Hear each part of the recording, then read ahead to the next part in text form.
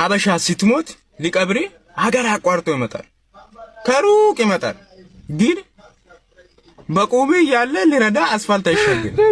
ለምን ባህል ነው? ምንድነው? ቆይ እኔ አልገባ ባህል ከሆነ እናጥፎ ወይ ባጭሩ ጠንካራ ሴት ማለት ምንም ያክል ብትወደው ምንም ያክል ብትፈልገው ያ ነገር ዲስኮምፈርት ከነሳት መተው የምትችል አይነት ሴት ማለት ነው።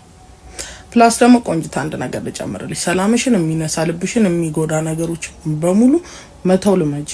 ዋጋሽን ለማይረዱ ሰዎች ዝቅ አትበይ።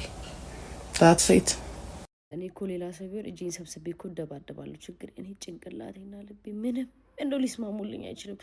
ምንም እስኪ አንዱን በማደው መውሰድ የምትፈልጉ ሰዎች ባካችሁ አንዱ ወይ ልብ ሲጀመር ልቤ ማንንም አይሰማም። ማንንም እንደው ሰው ጤፉ እኔ ልቤ ጭንቅላቴ እንደውም ትንሽ ተግሳጽ ምክር ምናምን ይመልሰዋል።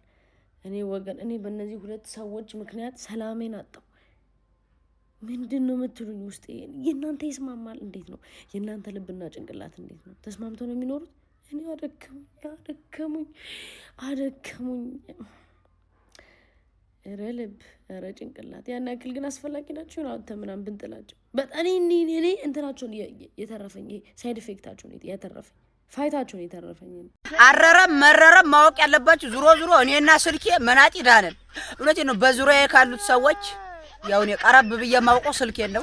ስልኬም አሁን የላትም አነስተኛ ናት። አይምሮዋ ቢዥ ይልባታል። እኔማ አንዳንዴ እንደዚህ ያዞረኛን ሰው ካገኘሁም በለው ይለኛል። ግንድም ሳይ በለው ይለኛል። ዙሮ መናጢ ዳነን። ያምያለ ያልፍልኛም። የ8 ሰዓት እንቅልፍ ብተኛ፣ የ13 ሰዓት እንቅልፍ ብተኛ፣ የ1 ሰዓት እንቅልፍ ብተኛ ስነሳ ደግሞ ነው የምነሳው።